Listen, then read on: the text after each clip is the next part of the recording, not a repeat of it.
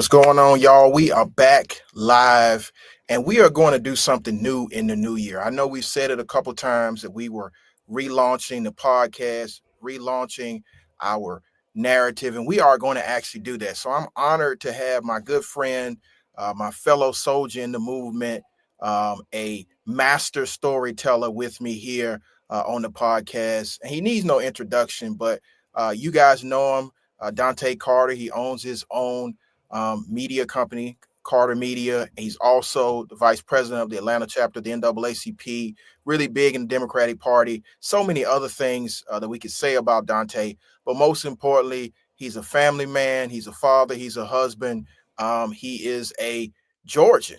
And so without further ado, Dontaye, introduce yourself to the people.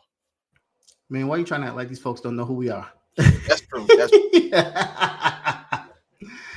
Man, for those tuning in, I'm sure y'all are very familiar with Attorney Griggs, with me, very familiar with what we stand for, what we're about. And just sitting back, we were talking. I'm in my basement in my new podcast room. Attorney Griggs is in his, and we were talking about the message and the narrative and why it's so important, right? And of course, I deal with these things a lot, but I don't know. I think I'm just gonna kick it off. What really got it started for me today was sitting down watching 688 and really seeing that there were people that did not add on to that story that were added into the story. And I just first of all, tell people what the movie is, because I think some people know what it is, but then most people don't. So tell people what the movie's about. It's about an all-black female battalion that was sent overseas during World War II, and their goal, they didn't want them doing any mission type work, but they had them doing mission type work. And so their first big mission was they had 17 million pieces of mail that was backlogged. And it may seem small, but they were the ones who helped bring hope back to America. They helped deliver hope. They were the ones who were in charge of making sure that families knew that their sons, their fathers, their husbands were still alive, that they were doing well. And so they were given 6 months by the American government to do it, and they got it done in 90 days, which is a huge feat in and of itself. They did it in a rat-infested warehouse. And I think that when I think about how pure vibranium the story of black women are, right, and what they do day in and day out, you don't have to inject someone else into that story to make it sell itself, right? That story can sell itself without. And so there was a young man at the beginning of the movie that was driving a sister around town up in Philadelphia. And for those who saw the movie, know exactly which young man I'm talking about. And I just, I thought it was ironic that in a time of such extreme segregation, that this relationship would carry on the way it did. And, it kind of caught me off guard. And so I was like, let me learn more about this story, right? Like, if this is a true story, let's dive into it. So I started diving into it, and turns out that there was a young man by that name. He was a friend of this sister that was featured in the movie, but it wasn't prominent. But the movie made it prominent, and I started to feel some type of way, because this was a woman who was married to a black man, and in real life, she's married to a black man, was married to a black man during this time, but he was sort of the backdrop there. And I was just like, why can't we just have a movie about black excellence that showcases black love and black excellence without it having to be diminished by something else? And then that's not the only kicker, right? I'm pretty sure they featured this woman in this story because they wanted to be able to tie in the young man that was driving her around town and who she went and worked in his house as the maid. And I mean, it's just all type of crazy. But the movie was good on its own. It didn't need those elements, right? It didn't need any of that. And what was so powerful is, I believe her name was Corporal Adams, who, the young lady from, I'm trying to think of her name. It'll come back to me. Mm-hmm. but she had three different degrees, super intelligent, right? Was the was the highest ranking black person at the time. And it's like there's no backdrop to her story about how she, I mean, this is the 1940s. You know, she went through some ish. You know what I'm saying? And we're not talking about it. We're not getting the context. And I think that's why having these podcasts are so important because it allows us to tell these stories in our own voices. You know, and everybody keeps saying, well, many of these women are still alive. Yeah, but I think what so many people forget in mentioning that a lot of these women are still alive is the fact that many of these folks who told their stories weren't in control of how their stories were going to be told on Netflix. And that's what I have the issue with is if we're going to have these stories, right, create the space for these stories to breathe in their totality. Like, yeah, you can show what they're going through, but we can be honest about what happened during this time period without feeling like we need to inject a white savior or a white hero into this story. Like, um, for 500 plus years, black folks, I think, have done pretty well with being able to survive and us being able to see their strength. And I just I'm looking at this thing and I'm like, man, this had the potential, as good as it was, to be even better. Like, let's get out of this having to whitewash our stories and let's tell our stories for what they are and allow our heroes to shine for who they are. And so that was just something that kind of hit me. But I'm sorry, I went on a little tangent there. I'm gonna pass it back over to you. Yeah, man, you were telling about a story, and unfortunately, I haven't watched the movie yet. So hopefully, for those who haven't watched the movie, they will still watch it. And I mean, I agree with you. In this new era of new media, it's time for us to be, pure and authentic in the telling of our narrative.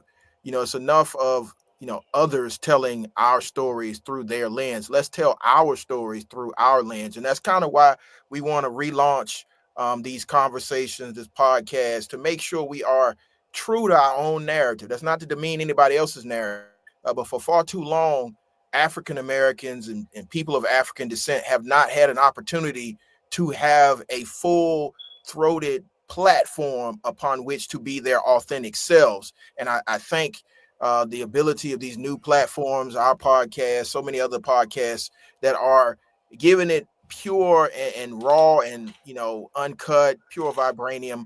And so I agree with you on that.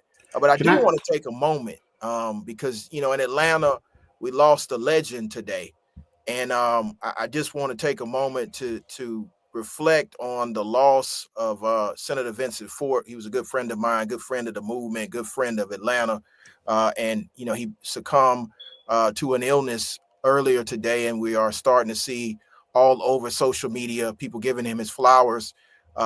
Personally, I've known Senator Fort most of my adult life, and some of my formative years as a teenager. My mother taught at Peyton Forest Elementary School, many of you know, and Senator Ford's children went there, and so I've known him for a long time. Been honored to have worked with him, both in his capacity as a state senator, but more importantly as an activist.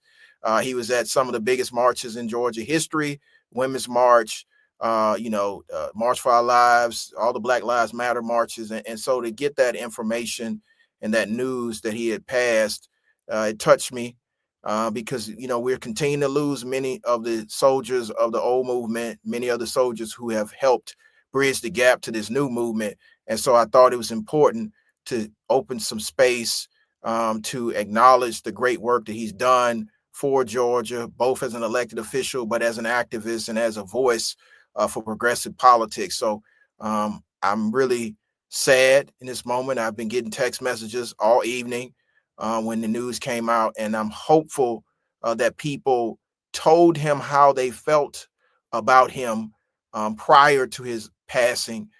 Because many times in this movement, we don't tell people how we feel about them until after they're gone. We're telling each other. And so I got a chance to always tell Vincent how I felt about him, how he's a great mentor. But I hope that, of course, he's in a better place, no longer dealing with any of the ailments that he had, and that, people gave him his flowers while he was still here. So I wanted to make some space for that.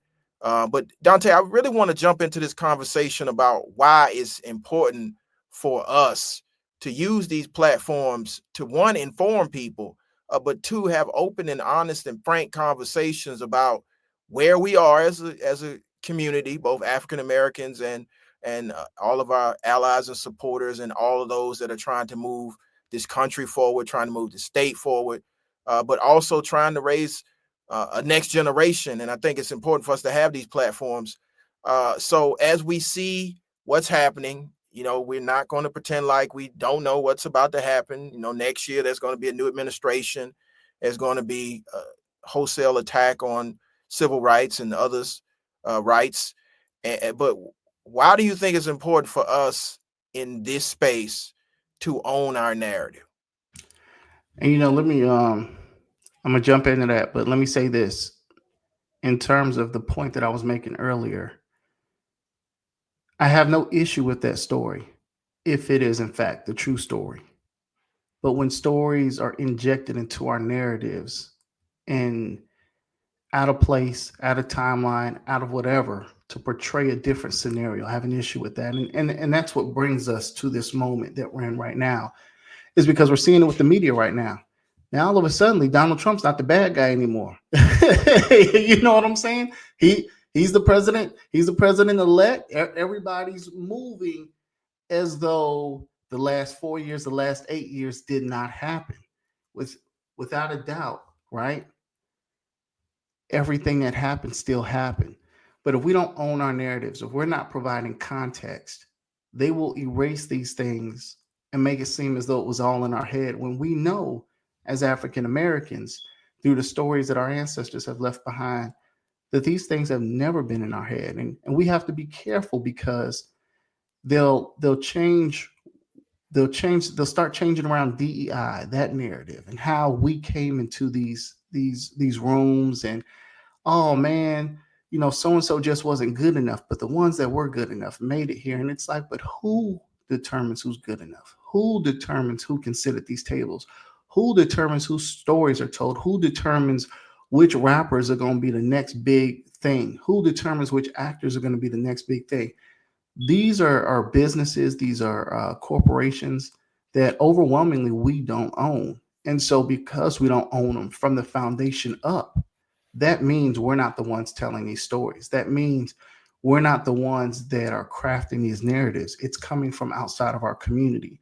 And anytime it comes from outside of our community, it's not going to be a story told in the most effective way.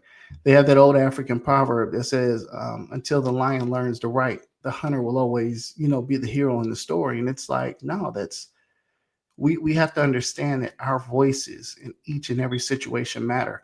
Our voices in politics matter. Our voices in the classroom matter. And we have to do the work of ensuring that we're educated enough in our own history to make sure that we can tell our stories in the best way. I don't care about how eloquent the stories are. I care about how we put these stories out, how we craft them, and how we ensure that our children, that our grandchildren, that 5 generations from now, they understood what happened right now in each and every one of these moments, how we persevered, how we made an impact, and how we ensured that there was a place for them in this world. Absolutely. And I think that, we owe it as the professional generation to be honest truth tellers about the moment in history that we're in. And we all lived through it, whether it was the last 8 years, since 2016 to now. We all know what we lived through, and we have to be honest. And I think that's one of the troubling things I'm seeing, especially in national media, is a reshaping of the narrative. Let's be clear. There was an event that happened. January 6th happened. There were cases that happened that now appear as though they're in doubt. Particularly the case in Atlanta has now been thrown into doubt by the decision of the Court of Appeals. And I know there's been plenty of people in my comments and in my inbox trying to get a full grasp of what happened there. But we have to be complete truth tellers so that the next generation, or as you said, 5 generations from now, understands this moment in history, understands that there were people of good conscience who have, will, and shall continue to stand up for what's right, what's the truth, what's the law. And so I think that's why it's important for us to continue to have these conversations. I can remember, after the first administration, a group of people coming together, known as the resistance, to push back. I think that's probably going to happen again. You know, and I think that we have to be conscientious in the information that we're taking in and who are the gatekeepers of that information. I know, right now we're streaming on a platform that would be X, that seems to traffic in disinformation and, mistruths, but we also are cognizant that we as consumers of the information have supercomputers in our hand. So it's really on us to do the research and fact check in real time so we don't go into an alternate reality. And so that's why I think it's incumbent upon uh, people of good conscience, specifically Black people, to tell the truth about what's happening right now and what potentially could happen. And I think that's how we go into that next arena where, just like our ancestors, whether that's Frederick Douglass or Ida B. Wells or W.E.B. Du Bois, who were truth tellers in that time, made sure that we understood what our people had been through and what we will have to continue to persevere and hand to the next generation. And that's why I think it's incumbent upon us to continue on these platforms to give honest, forward looking perspective on where we are, where we're going, and how we get there. Yeah, and even looking back 50 years from now, I mean, as a lawyer, you know who you studied, right? It's the people Absolutely. who look like you, who paved the way and made impact in communities, your community specifically. It's the same with us, from Thurgood Marshall to Bayard Rustin to Tom Burrell. I think we've got to go back and look at how these folks not only existed during their time, but made sure that they won and they won the narrative. And while it may not have overwhelmingly been 10, 20, 30 of them, they did enough to where they were able to supplant their legacy in this generation. And that's another piece of what we need to talk about is how do we ensure that our legacies are supplanted in this generation, how ensuring that our voices are heard in this generation. And so I think these things are extremely important. As you and I were talking about with the data, a lot of folks don't realize like the media, communications, public relations space is not a space overwhelmingly where Black people are. I think it's less than 8% of us in the public sector. Less than 1% of us actually own our own PR firms. And I know those numbers are very similar to Black attorneys. And so while being in a place like Atlanta and seeing it everywhere, it doesn't hold true across the United States of America. And so we've got to find a way to continue to build on these things and ensuring that we're raising up that generation that's not so far down the road, but some of those young kids that are right behind us looking up to us, those 21, 22, 23-year olds, and pointing them in the right direction, because we got to ensure that we're building this thing out and building it out in a way, again, that it lasts through the generations. And I think that what they did during the civil rights movement was so effective because they were able to not only get these laws changed, right, but they held the narrative long enough to where they got into seats of power and they could do something with it. And I think that's something else that we got to really hold on to and look at. Yeah, absolutely. And I think that what people need to understand is that we are on a continuum of justice. I think Dr. King put it so eloquently. The moral arc of the universe is long, but it bends toward justice. Well, actually, we have to bend it toward justice. And so when I look at, like you said, in the PR space, 5 to 7%. When you look in the legal space, you look in a legal arena, 5% of America's lawyers are African American. 5%. 3% are Black men, and 2% are Black women. That's 5%. And we, for some reason, are now having this national conversation that there's no need for DEI, or diversity, equity, and inclusion is a bad thing. I like the way you always put it, that DEI, diversity, equity, inclusion, is an illusion because we never achieved it. And so Facts. being in from the 70s, one generation into the civil rights movement, we were the ones that benefited from the civil rights movement. We're the ones that benefited from affirmative action.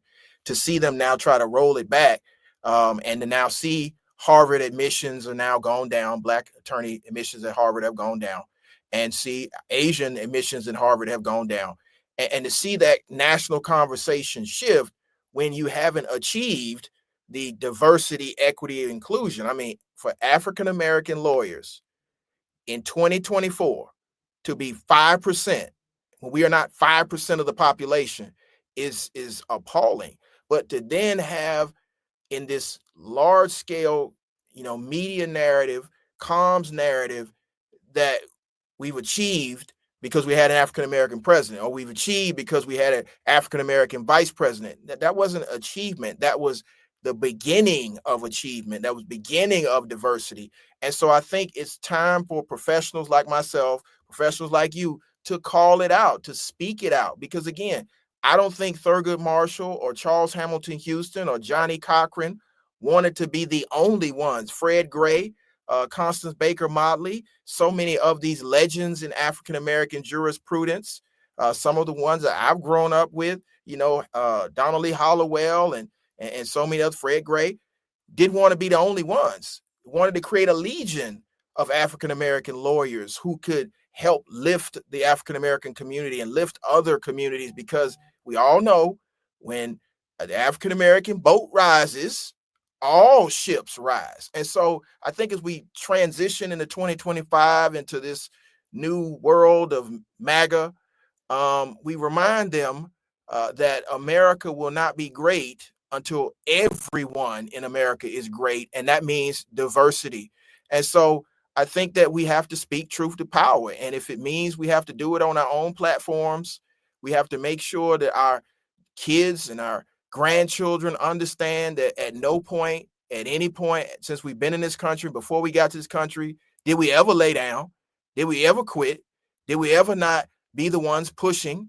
I think it's incumbent upon that in this generation. So, when I read Eye on the Prize and I realize what happened on Edmonds Pettus Bridge, or I realize what happened, in Greensboro, the Greensboro sit-in movement, or all the other things that happened, we need to be honest in the truth telling of the Black Lives Matter era. So that means the truth telling about what happened in Brunswick, truth telling about what happened in Louisville, truth telling about what happened in Minnesota, truth telling about what happened in Atlanta, and truth telling that this movement is not over. It's as strong as it's ever been. And I think that's incumbent because of the communications and the platforms and the strategies that the activists and the professionals and all of the blue collar individuals and everybody that turned out for the vote are continuing to push that forward. And we have to use these platforms to get that message out. And G, I want to let's just think about this for a second, right? Just for a second. The fact that in every major industry, we could go from being 1% of that workforce to 5 to just 5%. And oh my goodness, the world is coming down. The world is, come on, y'all. And this is, again, to your point, this is why we got to keep telling these stories. Because when I sit back and, even when I was at my former church and I would listen to these guys, man, I look at you, Dontaye, and I see Vincent and I see all these other guys, and y'all are doing well. Y'all worked hard. You pulled yourselves up by your bootstraps. And it's like, huh?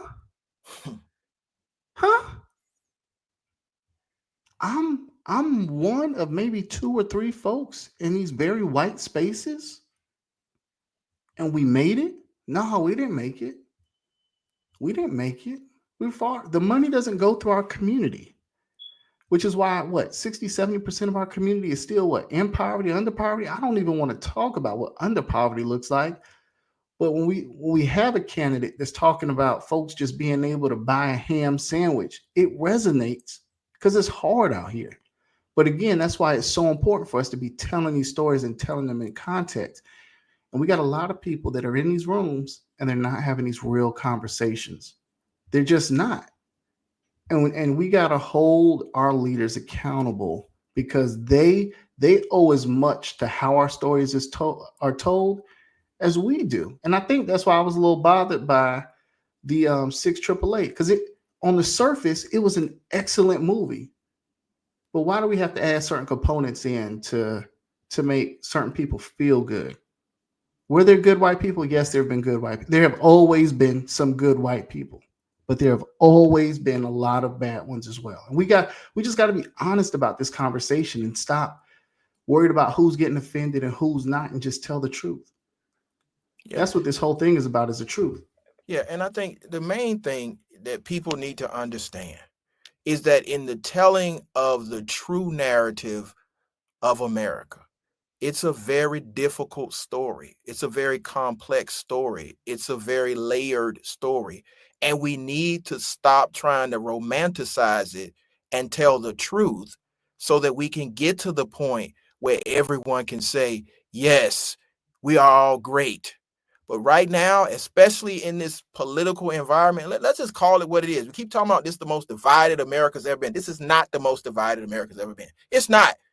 It's not. We literally fought a civil war. Literally. That was the most divided. When people were trying to own other people, that was the most divided. This right now is a production. And here's the thing that I think a lot of people are not having this conversation about. There were a lot of promises made by a lot of politicians on both sides of the aisle that have never been lived up to. So if we really want to unify this country, let's start living up to everybody's community prospering. There's enough of the pie for the diverse communities to prosper as well as the majority community. Nobody's coming over here trying to steal anybody else's stuff. We're trying to move our country forward by lifting everybody up. And let's be clear, it's always been this division, between the haves and the have-nots. And in order to dissuade people from having that conversation, we want to point at the others and say the others are the ones that are taking our jobs. Remember we had that conversation about black jobs. Remember that? Okay. It's not a lot of our Latino brothers and sisters coming over to take the black jobs. What's happening is automation is taking jobs. What's happening is that because of the cost of living, people are not able to achieve the way they want to. But that's on both sides of the aisle. So as we move into this different political arena, let's remember that folks said, and I'm going to hold them accountable, like I hold Democrats accountable, I hold Republicans accountable. Remember, no tax on tips. I want y'all to write that down. No taxes on tips. Let's make sure that happens, okay? Let's make sure that there's actual immigration reform. They almost had immigration reform in this Congress. So let's actually accomplish that. Let's actually accomplish making sure American jobs stay in America. And there's one other thing we need to accomplish. I think this is a big campaign promise. I remember him saying this specifically. He said he was going to make housing affordable again.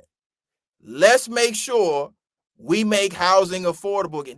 These are universal kitchen table issues: jobs, healthcare, housing, immigration reform. We can do all of those things and not take civil rights away from folks. We can literally do that.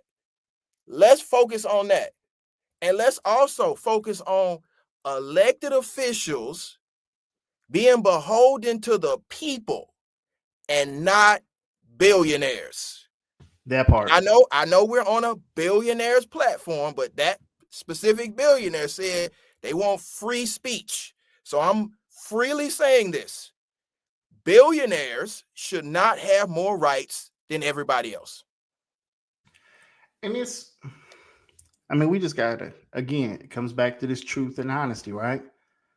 We sit over here and we listen to these folks bring up immigration, bring up race, bring up class, bring up all these things. When last time I checked, we all came from two common ancestors. Two. And not only that, right? What this man that gave us this book, right? For those that want to believe in religion, those that don't, at the end of the day, That man said, what?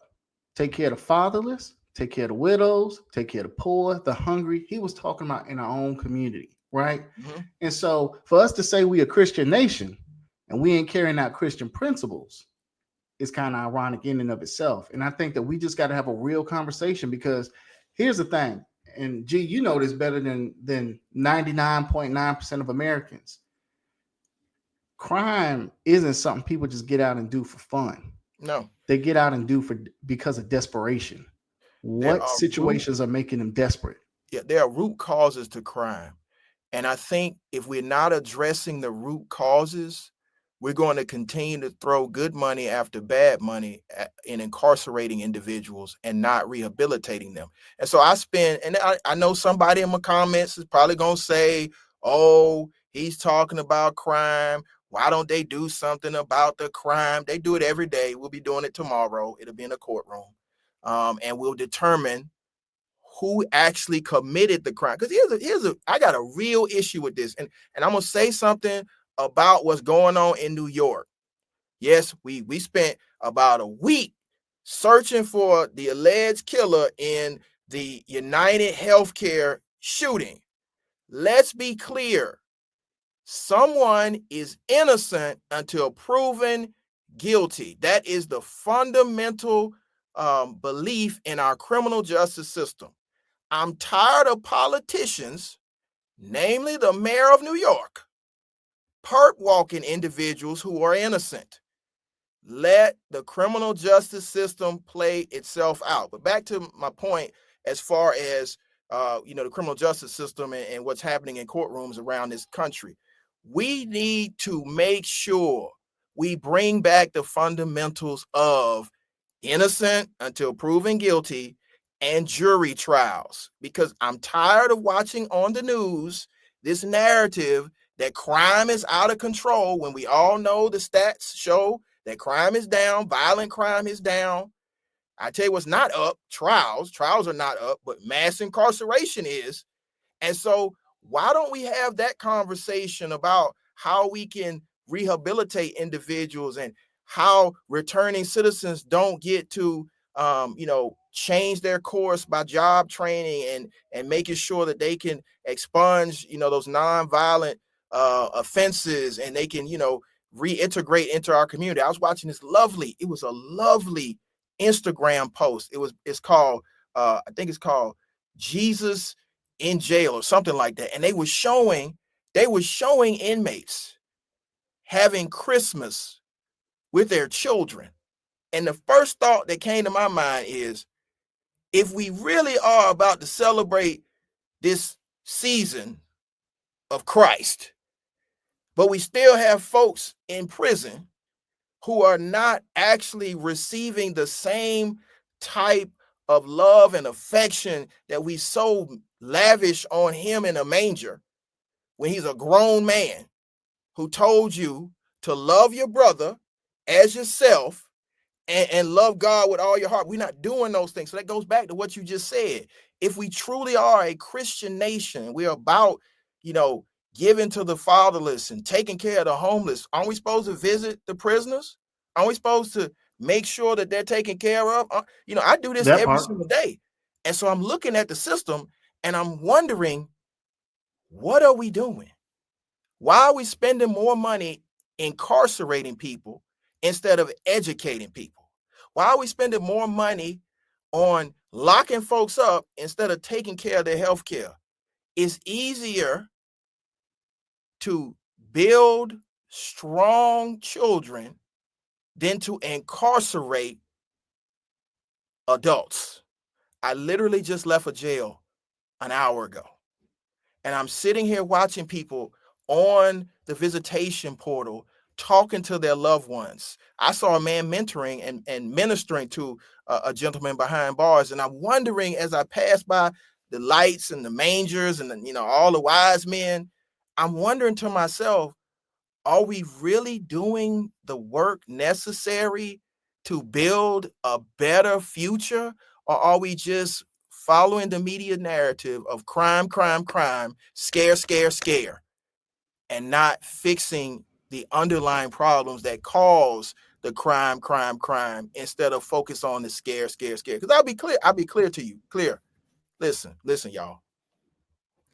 When 90% of these cases actually go to trial, actually Yep. you put the evidence up, Mm-hmm. the people are not guilty of what they've been charged with. We literally saw it in the YSL trial. We literally continue to see it in these big cases that actually go to trial. You start looking at the evidence and you're like, it wasn't as bad as the state let on. They Yep. didn't have as much evidence as they were saying. This person is actually innocent. But because we like, horror stories, we like true crime narratives, like the John Benet Ramsey case. I've been watching that on Netflix.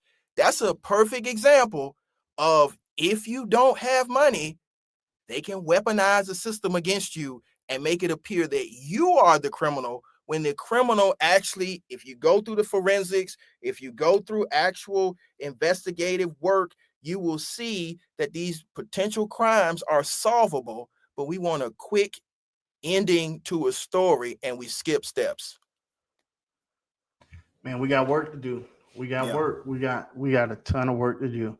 Yeah. And And I'm so I glad mean that's why we're gonna do these platforms more often. I know people talk to Dontaye, they talk to me, and they're like, why don't you talk about this more? And my thing is, most of the time, y'all, honestly, I'm so focused on trying to fix the problem, I don't get on here and talk and educate and let y'all know what the truth is behind a lot of this.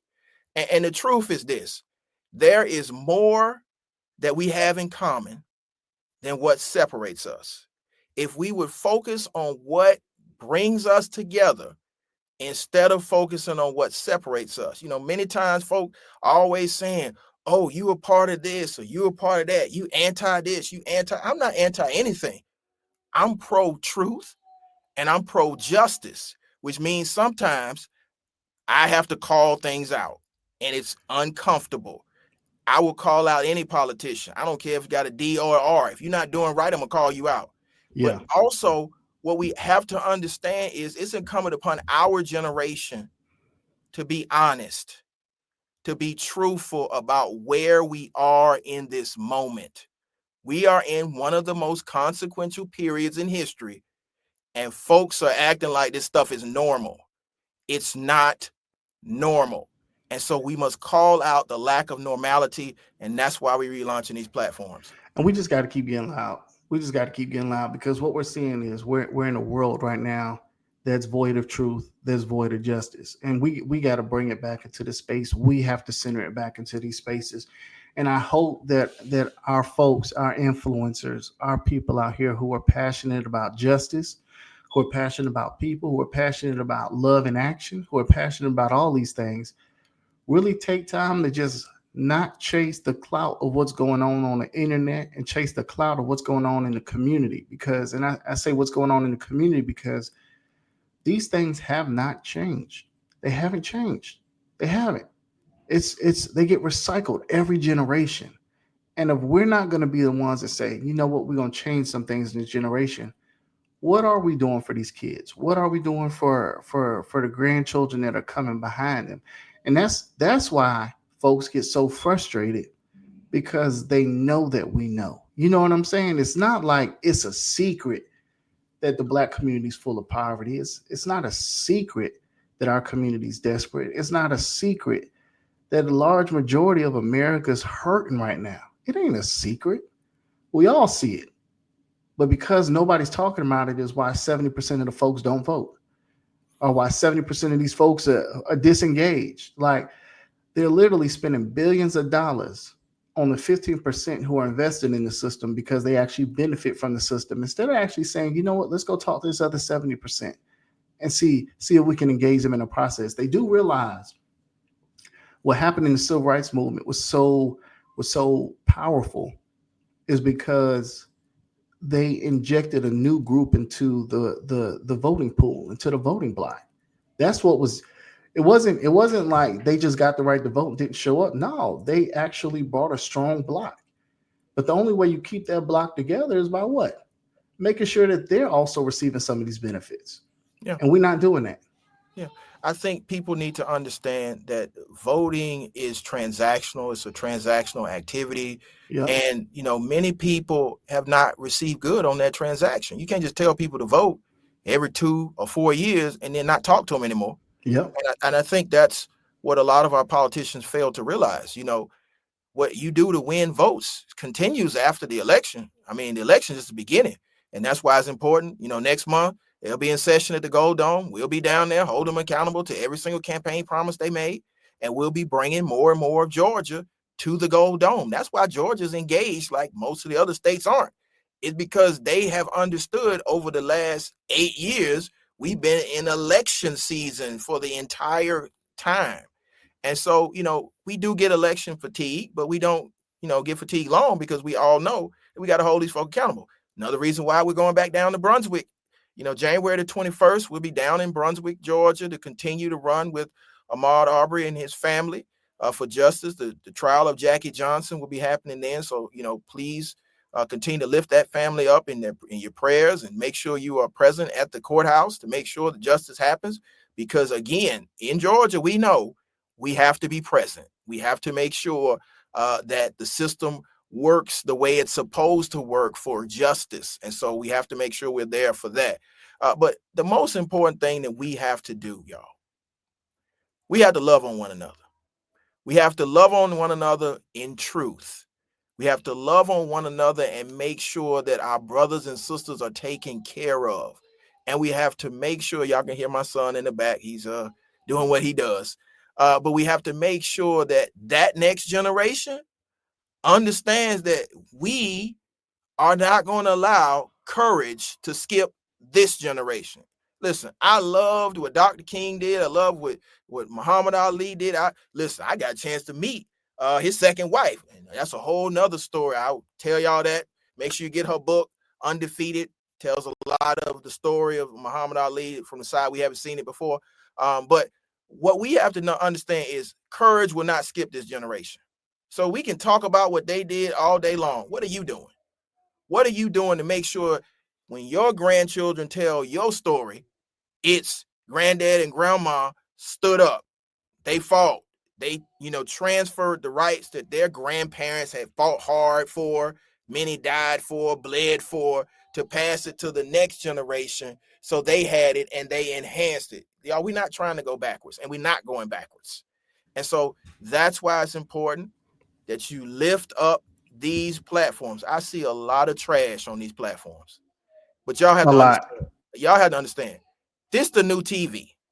So if you wouldn't do whatever you're doing on CNN, on MSNBC, on Fox, ABC, CBS, all those, don't do it on here. Listen, because again, this right here will be on these platforms forever. And so when your grandkids are scrolling through the platforms, because that's what they do, y'all seen it. You've seen your granddaughter, your grandson, your son, your daughter, your niece, your nephew. This is their television. This right here. This is the television. This television, not the big screen that's out in the living room, but this is their television. And so they are consuming it, and they are watching it, and they are taking it all in, and they're wondering to themselves, what are my parents doing to make sure my life's better?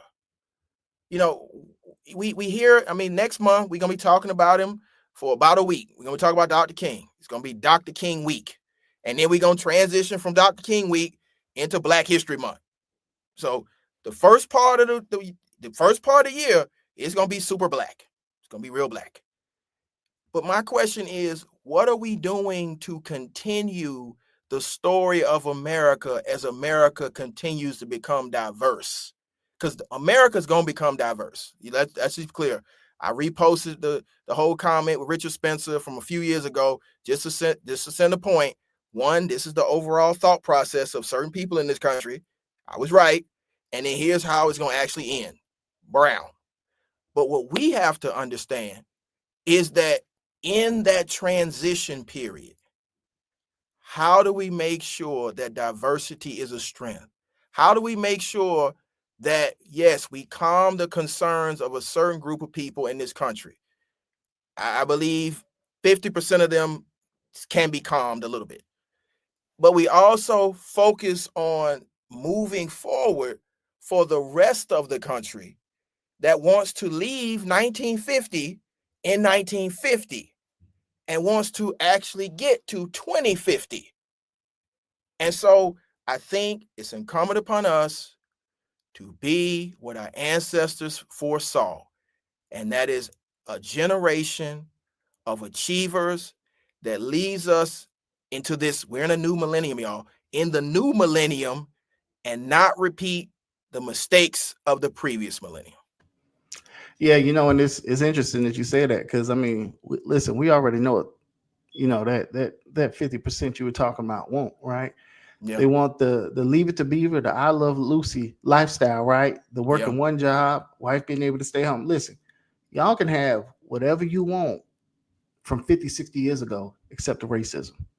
yeah.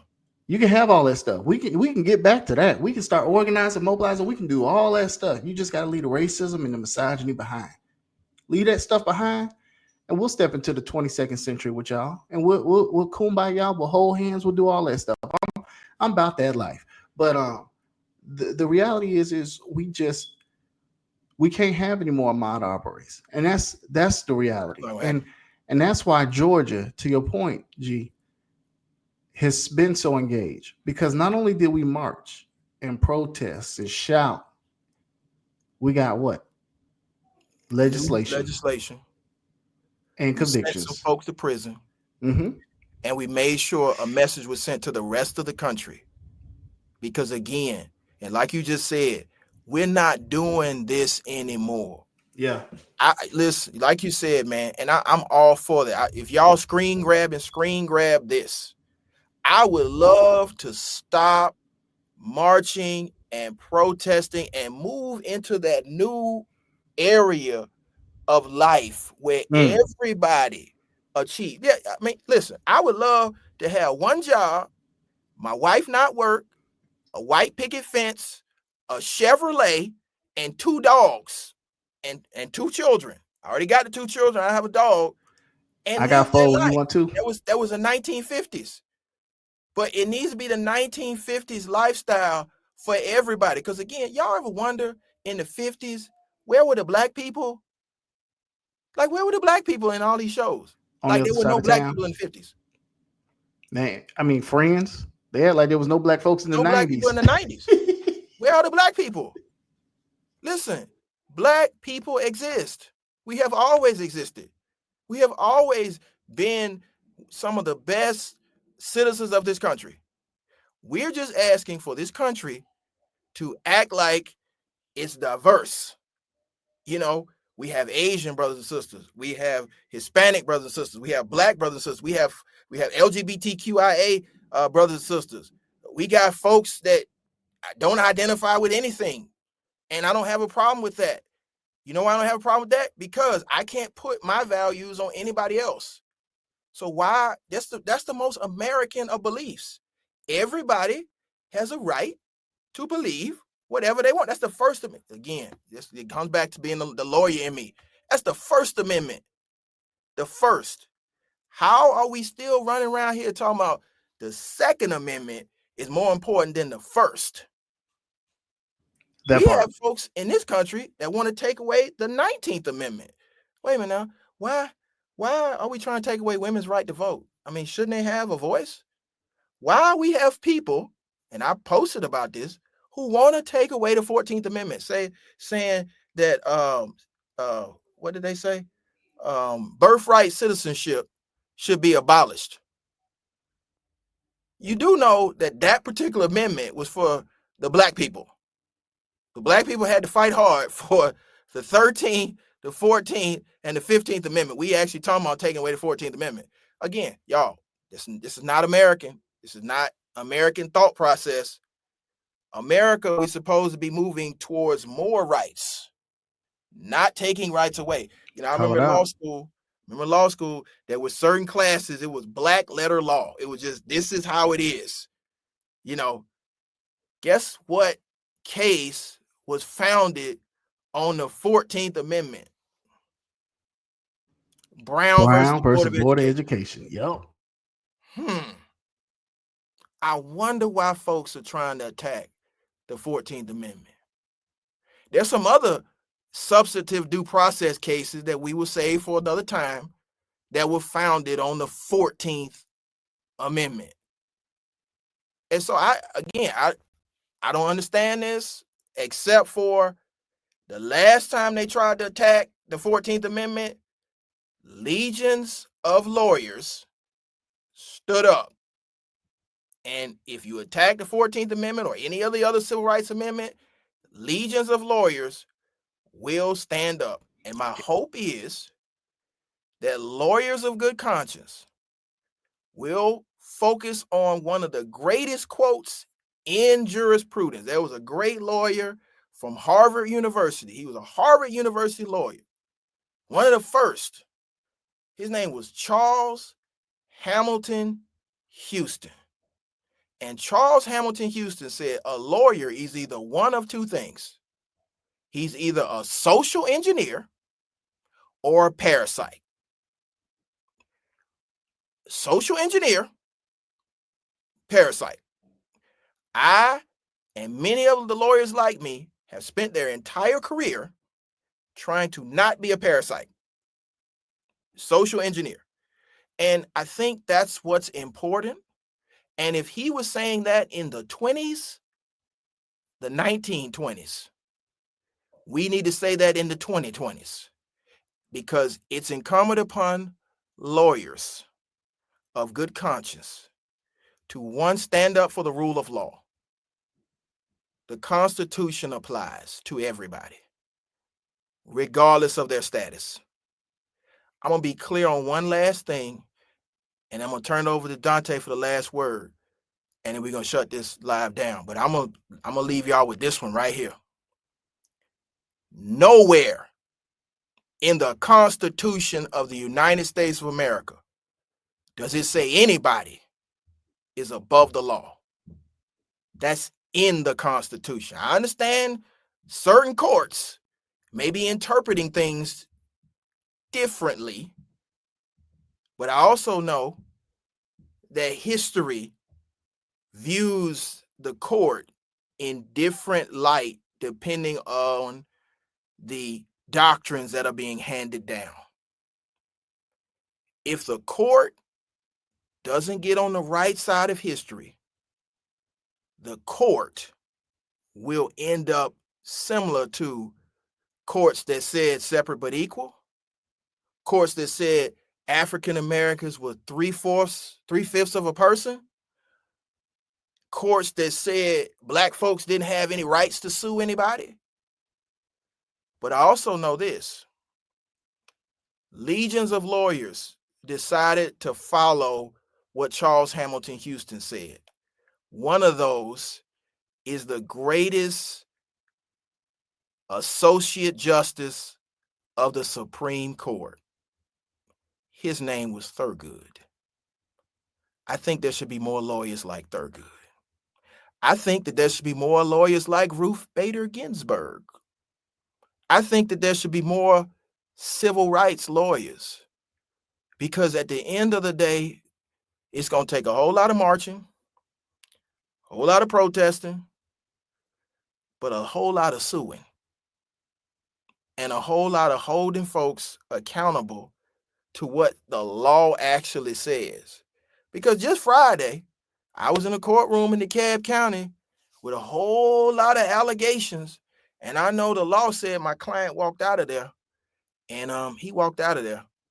And so I just hope that people understand the moment in history that we are in, what it's going to take to make sure that moment of history is just a speed bump to the change that needs to come. And again, I hope for America's sake that the president-elect starts to read the Constitution and understand that he has certain powers and he has certain other powers, but he can only do certain things. Because the 10th Amendment says this, and I've been teaching Dontaye this, I'm going to teach y'all this. All power not expressly given to the federal government is reserved for the states. So as for Georgia, we're going to follow the Constitution, both the Constitution of the United States and the Constitution of Georgia, because there are certain people that are sworn to protect those constitutions. And I hope my brothers and sisters in the bar catch where I'm going with this. You know, we're not supposed to just be sitting back, allowing this stuff to happen. Just, oh, we don't know what's going on. It seems right. So we just go, no, that's not. We are the third co-equal branch. And we need to act like it. So, Dontaye, I know we've been on here a little longer than I thought we were going to go. This is supposed to be a test. But this is the flavor you're going to get as we continue to move forward. We have at least 4 years of this, if not longer. We've been doing this longer than 4 years. So, this is just going to continue to be what we do. But Yeah. what's your last thoughts to the people? My last thoughts is this, y'all. We had about 231 of y'all that tapped in. That's what when I was looking down, I was looking at Twitter. So we appreciate y'all chiming in. As Attorney Griggs just said, this is gonna be the flavor of what you're gonna get, and we're gonna bring it real. We're gonna bring it raw. It's gonna be uncut. Attorney Griggs might be he might be a little more polite with with how he says his, but we gonna get it out, and we're gonna have some real conversations because we got to talk about healthcare. I'm not just talking about abortion rights. I'm talking about healthcare, how it impacts Black women, and how it impacts the legacies, right, of the men who want to bring children into this world. We got to have a full conversation about that, y'all. So that's gonna be it. We're gonna talk about economics, and we're gonna get real about what the problems are. So y'all keep tuning in. We're gonna have this conversation. Thank y'all for tuning in, and we'll see y'all next week, G? Probably next week. And y'all in the comments, please tell us what other topics you want us to hit, because this is going to be an interactive conversation. I love these new platforms because, one, we get to engage with you, but two, you get a better understanding of who we are, how multifaceted we are, and how we truly love our community, all of our community. And we are trying to move this country forward, trying to move the state forward, and we're trying to move forward in unison. So if you haven't already, like, comment, and subscribe. Make sure that you tell a friend to tell a friend that we're going to have real conversation about politics, about justice, about messaging, but more importantly, about community building, because that's what an organizer really is. It's a community builder. It's somebody that lifts everybody up, brings us together, speaks truth to power, whether that's comfortable or uncomfortable. And then we try to make the world a better place than the one we found. And we're going to do that regardless of who the president of the United States is, or the governor, or the mayor, or whoever.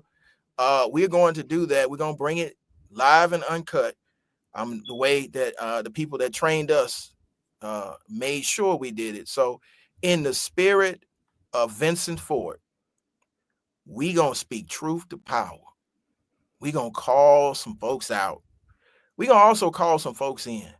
But I love y'all. I'm the justice fighter, Attorney Gerald Griggs. Dontaye Carter, Fight Harder with Carter. Follow us on all social media platforms. Follow the Justice Fighter podcast that we are relaunching. Dontaye, tell them how they can follow your podcast.